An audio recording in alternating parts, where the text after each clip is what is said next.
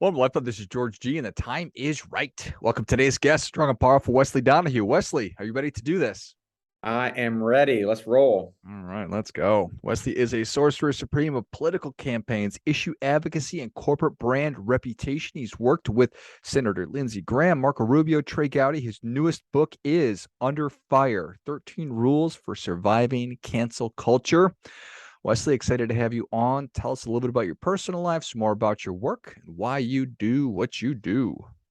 Man, wouldn't that take up like the whole 20 minutes answering just that question alone, right? Personal life, 42 years old. I live in Charleston, South Carolina with my wife of 17 years and our three little boys, 3, 5, 6, just turned 6 last week, 3, 6, and 8. So living quite the chaotic life, man. Serial entrepreneur. I own a political consulting firm as well as a corporate brand reputation firm, which is what the book's about. And in my spare time, I'm an endurance athlete, so I spend the weekends trying to beat myself up as much as possible. So that's kind of me in a nutshell. I like it. 3, 6, and 8. I've got two boys who will be 6 and 3 next month, so we'll have to compare notes. But Right. Don't go to appreciate 3. that. It's chaos. Crazy. Love the third one, but it's chaos. Chaos. All right. So what inspired you to write the book? So cancel culture is getting kind of crazy in America right now. And at the beginning, it started at a high level, celebrities, politicians, corporations, but that is what it is. Those people always are going to have a target on their backs. They get to that level kind of expecting it. They've gotten to that level kind of already enduring some rough things in life, right? But when it got down to like the normal person, I thought that was a big problem that needed to be addressed. When I say normal people, I'm talking about like small business owner, like you see a lot of restaurant owners stumbling into trouble, retail owners, they got all the way to Supreme Court, like a guy that baked cakes. You see a lot of things with teachers, principals, police officers, other first responders. And these are people that don't know how to deal with crisis communications or public relations. That's just not what they do. And they're finding themselves on the front page of local newspapers or even Fox News and CNN. And like I said, the cake guy, I mean, global news, right? So I wrote a book that is applicable to that high level, those celebrities, but really for the guys, down at the bottom who just have no idea what they found themselves in. Yeah, what a terrifying experience to have the mob show up at front of your business or your house with the pitchforks and the burning torches.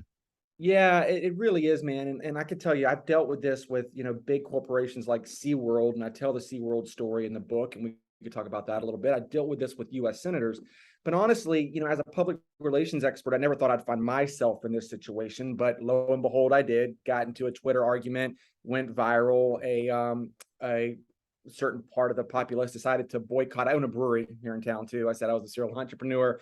I had, a staff walkout. I was on the local newspaper for 3 days in a row. And I tell you, it's a very tough emotional situation to go through when these people are coming after your livelihood, when they're commenting on your wife's Instagram pictures and making fun of the way she dresses your kids and, having your wife cry herself to sleep and you wondering if your business is going to go out of business and if you're going to be able to keep your employees employed. And it's a very emotional thing to go through, and people don't realize this because we've gotten to this part in America where people can just yell at these people on the internet that they don't have to look in their faces, right? They're not really human beings. They're just names on a computer, and it's created this environment, this divisiveness in America that's gotten pretty bad, man.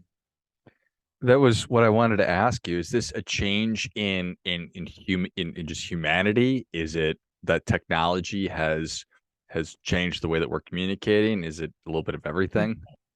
Yeah, I always say I like to tell the story of so I created one of the first Republican digital agencies in the country, and as an early adopter, I used to sit on all these Facebook and Google panels. They'd fly us all over the country in some of these panels, and I would talk about how the internet, we had all of human knowledge at our fingertips, and we were able to communicate with anybody in the world. And through the internet, we were going to tap into the best of humanity and solve all of mankind's problems. And then could I have not been any more naive, 15, 20 years ago? Because now it's just the opposite, right? It's actually tapped into the worst of mankind. And it's really become a place like Twitter. You don't go to Twitter to debate an issue or to talk about an issue. You go to Twitter to yell at people and to demonize them and call each other names. I mean, look no further than the abortion debate right now, right? You are either one of two things on the internet. You want to kill babies or you hate women, right? And there's nothing in between. There's no nuance in between. There is no logical debate. The people that are pro-life want to yell baby killer at the pro-choicers, and the pro-choicers want to yell, well, you want to enslave women, Handmaid's Tale. And they just want to throw these names back at each other, man. And it's gotten really bad. And all we're told is that we're supposed to live ourselves, live our authentic lives and live by our values. And part of that would be communicating those values. But if I run afoul of whatever popular narrative, or just if I'm on one side, the other half is going to be mad, no matter what I probably say. So how do we reconcile that? How do you think about that? Stay off the internet? No, that's a very hard question to answer because I read all the self-help books too. I mean, I read 100 books a year, and at least 20, 25 of them are the same self-help books that you read, right? And it's always be your authentic self and be transparent and you be you. And you can't be you anymore because people expect you to be a programmed robot who's always saying the right thing. And the truth is, we're all just humans going through human experiences. And as humans, we screw up. Like, for what we say things that we think are funny that might not be funny, or we might say something that's offensive to someone. And we can't just watch every thought that comes through our mind or every word that comes through our mouths.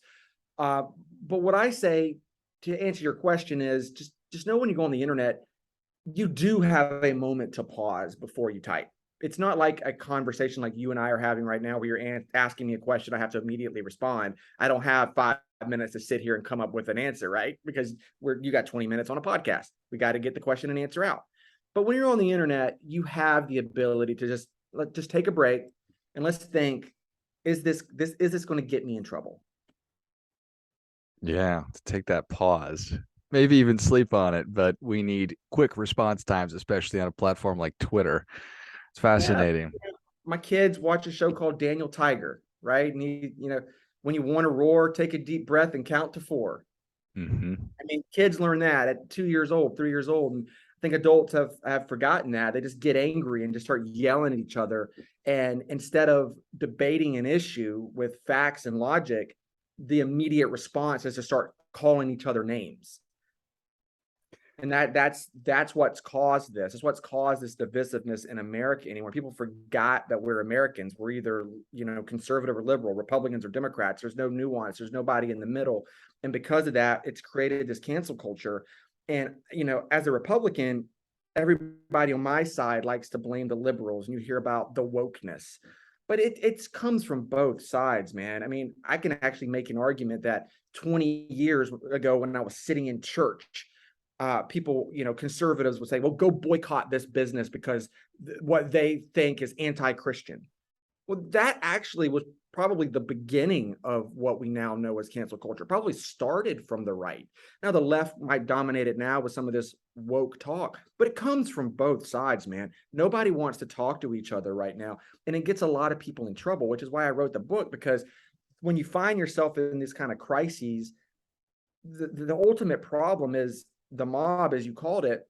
They don't want to just silence you. They want to literally cancel you from existence. They want to make sure you get fired from your job or your business gets shut down and you can never work again. And you are labeled not as wrong on an issue, but as a bad human being.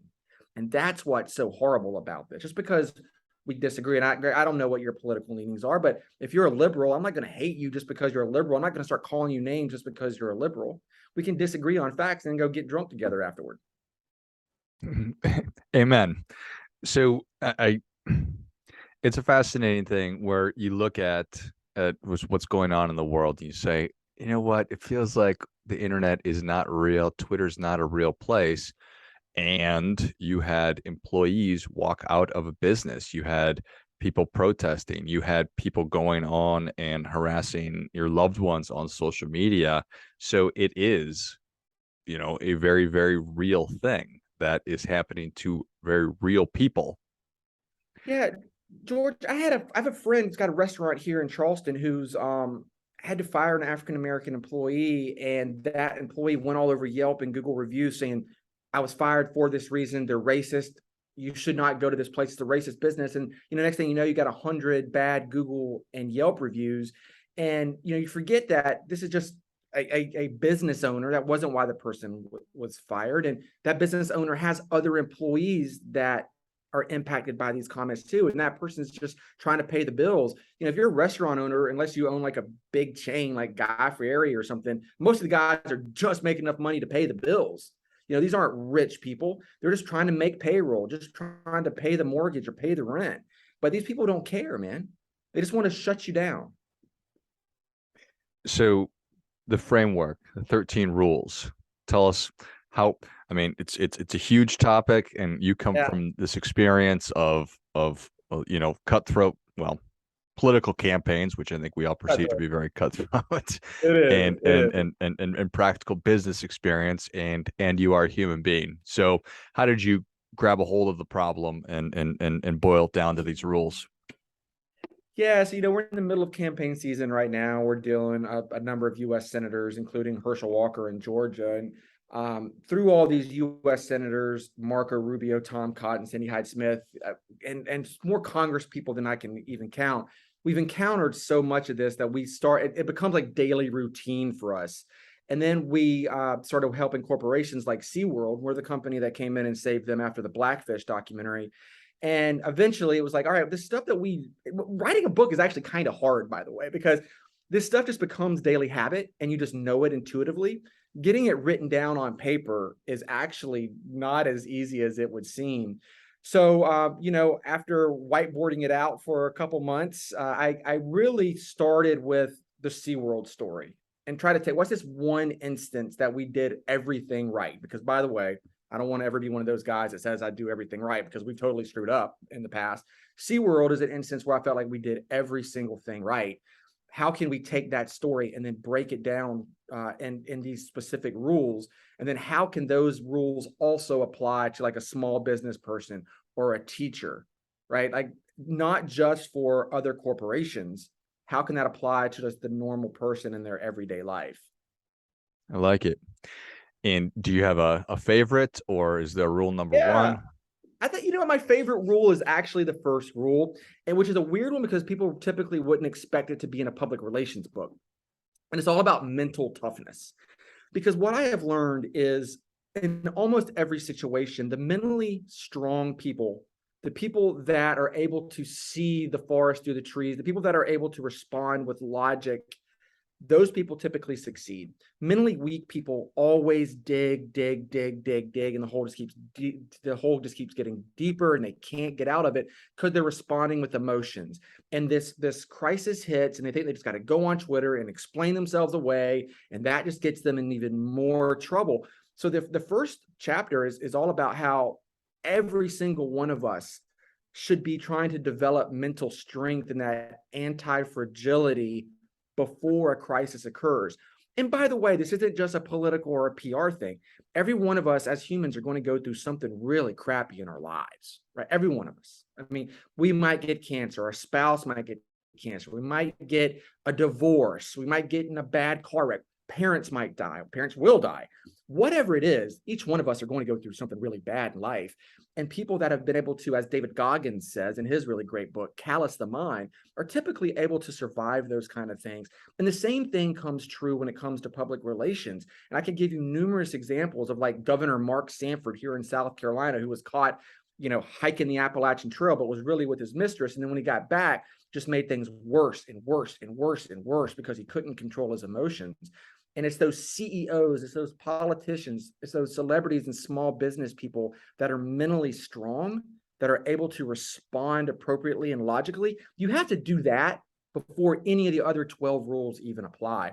because I tried to give advice to a CEO for those other 12 rules. Because he was so mentally weak, he couldn't control his own emotions.